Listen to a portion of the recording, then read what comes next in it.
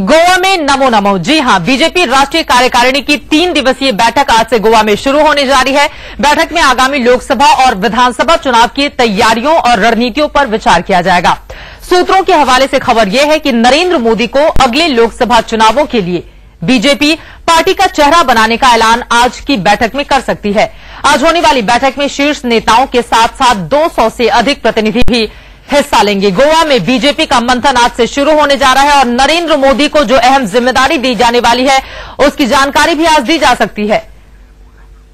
और इसके साथ ही जानकारी यह है कि आज न ही उमा भारती पहुंच रही हैं वहां पर और न ही वरुण गांधी। इसके पीछे वजह क्या है और आज क्या कुछ होना है गोवा में, सीधे रुख कर लेते हैं गोवा का ही, जहां से यतेंद्र हमारे संवाददाता जुड़ चुके हैं। यतेंद्र, सबसे पहले ये बताइए कि राजनीति की इस बिसात पर आज क्या कुछ होने वाला है गोवा में? देखिए, आज राष्ट्रीय पदाधिकारी, स्टेट प्रेसिडेंट और जो स्टेटों के इंचार्ज हैं और इसके अलावा जो पार्लियामेंट्री बोर्ड के मेंबर हैं उनकी बैठक होगी। और पहले एक राजनाथ जो इनके राष्ट्रीय अध्यक्ष हैं उनकी स्पीच होगी लगभग 3 बजे बैठक की शुरुआत के बाद।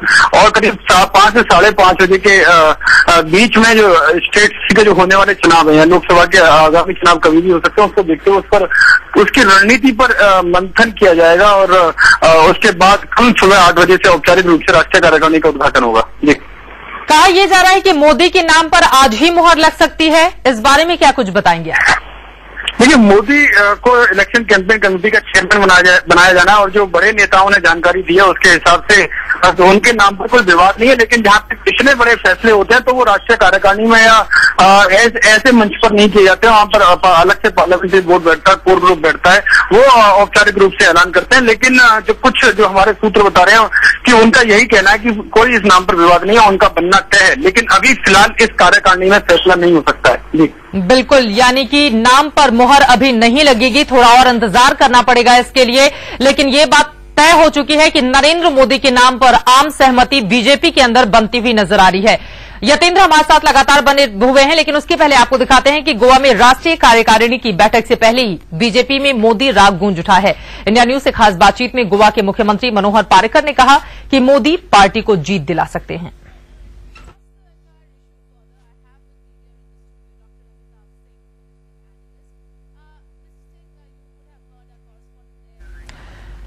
गोवा के मुख्यमंत्री की ओर से कहा गया है कि नरेंद्र मोदी ही बीजेपी में एकमात्र ऐसा चेहरा है जो जीत दिला सकते हैं बीजेपी को। इसके अलावा उन्होंने कहा कि नरेंद्र मोदी ही उनकी पहली पसंद भी हैं।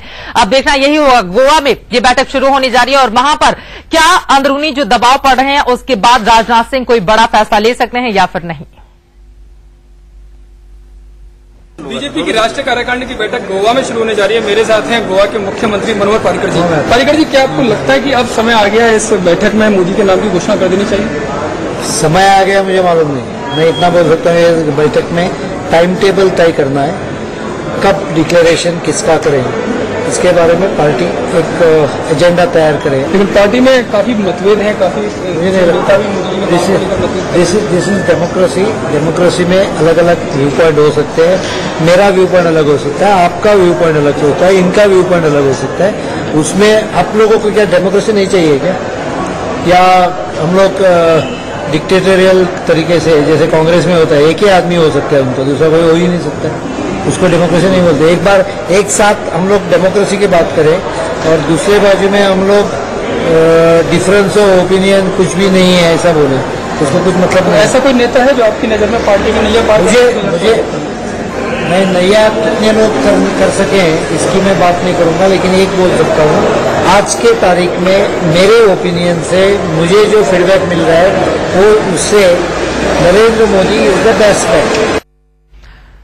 गोवा के मुख्यमंत्री को आप सुन रहे थे, सीधे सीधे उन्होंने कहा है कि नरेंद्र मोदी ही मेरी पहली पसंद है। बहरहाल यतेंद्र हमारे साथ लगातार बने हुए। यतेंद्र, जरा ये बताइए, चाल चरित्र और चेहरा की बात करने वाली बीजेपी का चेहरा कौन होगा, इसको लेकर अब सस्पेंस नहीं बना हुआ है? क्योंकि पहले हमने देखा मोदी के नाम पर नेता खोलकर कुछ भी कहने से बचते हुए नजर आ रहे थे, लेकिन यहां पर तो मीडिया के सामने सीधे सीधे नरेंद्र मोदी को ही पहली पसंद बताई जा रही है।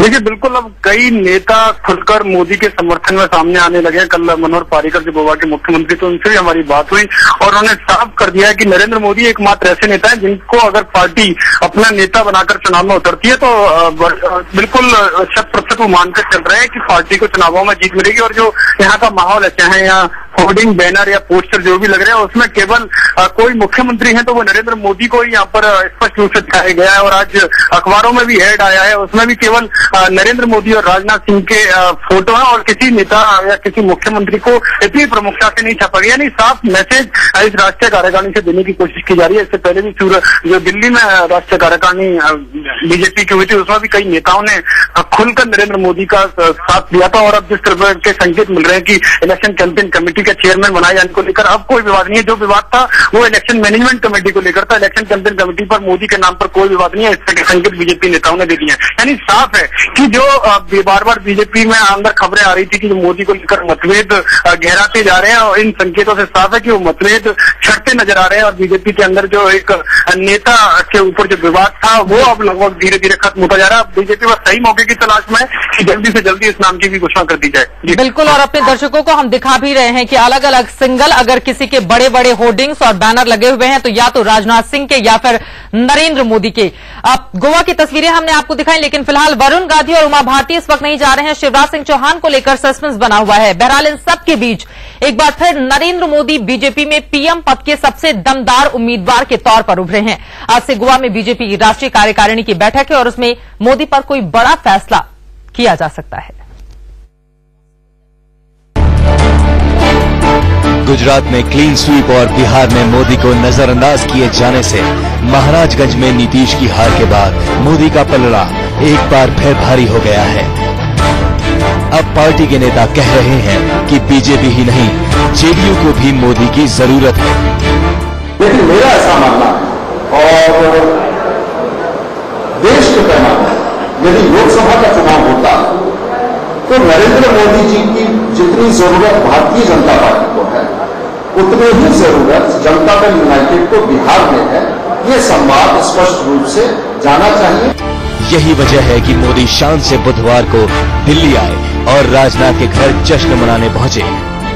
इसी दौरान राजनाथ ने इशारा किया कि आने वाला वक्त मोदी का है। इस थोड़े से इंतजार का मतलब बहुत गहरा है। सूत्रों की माने तो बीजेपी ने मोदी को चुनाव प्रचार की कमान सौंपने का मन बना लिया है। बस ऐलान होना बाकी है, यानी मोदी ने पहला चरण पार कर लिया। चुनाव प्रचार की कमान संभालने के बाद मोदी के लिए अगली सीढ़ी पीएम के उम्मीदवार की ही बचती है। यही वजह है कि राजनाथ से मिलने के बाद मोदी सीधे आडवाणी के घर पहुंचे। आडवाणी और मोदी की मुलाकात पूरे 1 घंटे तक चली। अब मोदी को पीएम पद की दावेदारी के लिए आडवाणी से सबसे बड़ी चुनौती मिल रही थी।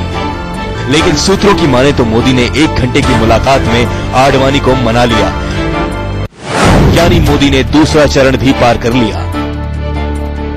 आडवाणी के मानने से पहले ही शिवराज ने घुटने टेक दिए थे। आडवाणी ने शिवराज को सबसे अच्छा मुख्यमंत्री करार दिया था उन्होंने, लेकिन शिवराज से कहा था कि वो नंबर 3 पर भी नहीं है। हमारे सीनियर हैं, बड़े भाई हैं, मुझसे सीनियर रमन सिंह जी है।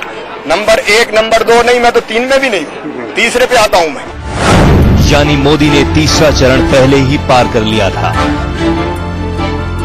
पार्टी के अलावा बात करें तो मोदी के रास्ते में सबसे बड़ा रोड़ा जेडीयू खड़ा कर रहा है। लेकिन महाराजगंज में मुंह की खाने के बाद नीतीश भी मोदी को लेकर मुलायम हो गए। इंडिया न्यूज के खास शो टुनाइट विद दीपक में जेडीयू प्रवक्ता नीरज कुमार ने कहा कि बीजेपी मोदी को चुनाव की कमान सौंपती है तो जेडीयू को ऐतराज नहीं होगा। यानी आपको मंजूर है कि बीजेपी नरेंद्र मोदी की कैंपेन कमेटी का अध्यक्ष बना दे, आपको मंजूर है? आपको कोई दिक्कत नहीं, सरकार चलती रहेगी? नहीं, हमारी पार्टी का कौन नेशनल नहीं, हमारी पार्टी का कौन नेशनल प्रेसिडेंट होगा या क्या हमारी सहयोगी पार्टी तय करेगी? इस तरह मोदी ने चौथा चरण भी पार कर लिया और अब इंतजार गोवा में शुक्रवार से शुरू होने वाली राष्ट्रीय कार्यकारिणी की बैठक का है। पार्टी से लेकर जेडीयू तक ने नरेंद्र मोदी को हरी झंडी दिखा दी है। अब गोवा में नरेंद्र मोदी पर औपचारिक ऐलान हो सकता है। माना जा रहा है कि बीजेपी राष्ट्रीय कार्यकारिणी की बैठक मोदी में होगी और इस बैठक से मोदी सुपर हीरो बनकर निकलेंगे। Yatendra Sharma, Delhi, India news.